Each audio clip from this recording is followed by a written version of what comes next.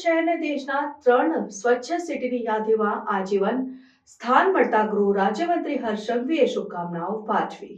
ગૃહ રાજ્યમંત્રી હર્ષ સંઘવીએ સુરતના લોકો માટે અભિનંદન વ્યક્ત કરતા જણાવ્યું કે સુરતના નાગરિકો આ સફળતાના મુખ્ય હકદાર છે. તેમના સતત પ્રયાસો અને સંકલન દ્વારા સુરતને આ અવિરત સ્થાન પ્રાપ્ત થયું છે. તેમણે કહ્યું કે સુરતના નાગરિકો, મ્યુનિસિપલ કમિશનર અને મેયર બધાનો સહયોગ આ મહાન પ્રદાનની પાંખી સાબિત થયો છે. સુરત શહેરની આ સફળતા માટે ગૃહ રાજ્યમંત્રી હર્ષ સંઘવીએ સાદર અભિનંદન આપ્યા છે અને 2 હાથ જોડીને નાગરિકોને વંદન કર્યું છે. તેમણે વધુમાં જણાવ્યું કે સફળતા પ્રાપ્ત કરવા સુરત શહેરના નાગરિકો અને મ્યુનિસિપલ તંત્રના તમામ કાર્યકર્તાઓને હું અભિનંદન આપું છું. મહત્વપૂર્ણ સફળતા પાછળ સુરતના નાગરિકોની જાગૃતિ અને મ્યુનિસિપલ તંત્રના સંપૂર્ણ સહકાર છે. સ્વચ્છતા અને શહેરી વિકાસની દિશામાં સુરતના નાગરિકો અને મ્યુનિસિપલ કમિશનરના પ્રયાસો પ્રશંસનીય છે.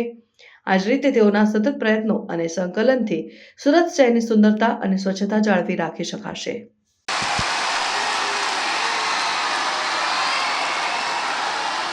मैं सूरत शहर की ओर से स्काउटिंग इंडिया एवं इंटरनेशनल डेलीगेट्स का गुजरात की धरती पे बहुत बहुत स्वागत करता हूँ. देश भर से पधारे हुए समाज को नेतृत्व करने वाले लोग एवं समाज को दिशा देने वाले स्काउटिंग के डेलीगेट्स का मैं 2 हाथ जोड़ के वंदन करके आपका सूरत शहर की धरती पे स्वागत करता हूँ. आज मैं टीम सूरत का भी यही मंच से अभिनंदन देना चाहता हूँ. सूरत शहर के सभी युवाओं को मैं खास तौर पे अभिनंदन देना चाहता हूँ. प्रधानमंत्री श्री नरेंद्र मोदी जी ने स्वच्छ भारत का संदेश दिया और आज आप जिस शहर में पधारे हुए हो वो शहर सूरत शहर जो एक समय में देश का सबसे गंदे शहर के तौर पे जाना जाता था, आज मेरे ये सूरत शहर के सभी युवाओं ने सूरत शहर के मेयर, म्यूनिसिपल कमिश्नर की टीम के साथ मिलकर ये शहर को देश के परमानेंट 3 क्लीनेस्ट शहर के तौर पे आज ये बिरुद हासिल किया है.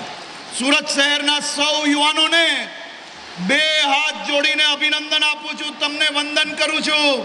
તમે આપણા सूरत શહેરને દેશમાં ટોપ 3 સ્વચ્છ શહેરોમાં પરમનન્ટ યાદીમાં સમાવેશ કરવામાં સફળતા પ્રાપ્ત કરી છે.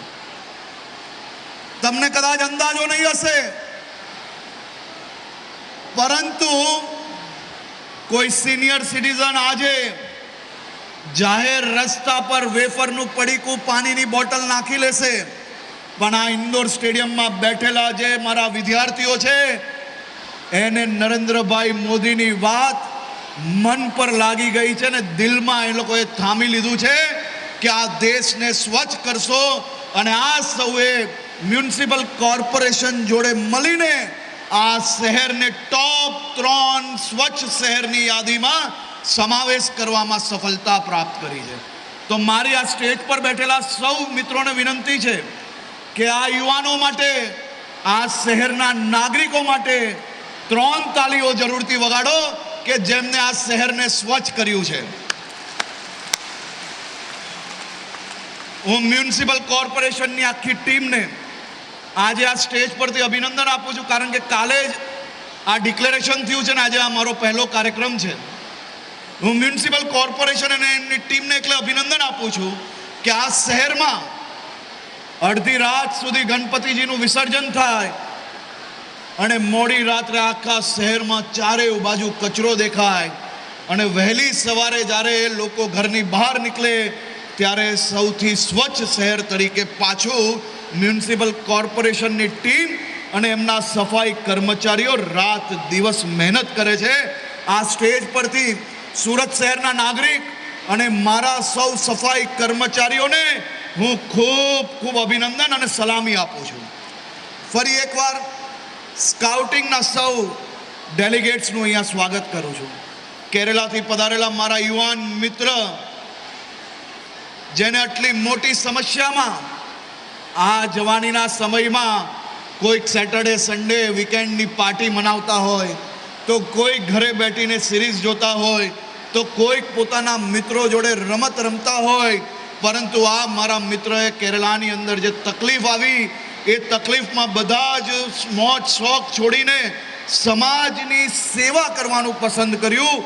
11 દિવસ સુધી ખાધા વગર લોકોની સેવા કરી માનવતાનું સૌથી ઉત્તમ ઉદાહરણ પેશ કરનાર આ કેરળના નોજવાનને હું ખૂબ ખૂબ અભિનંદન આપું છું. આનું જ નામ સ્કાઉટિંગ છે અને આ સ્કાઉટિંગને આપેલી જે શીખ છે એનાથી એક સારા વ્યક્તિ બનવાનો એક અવસર છે.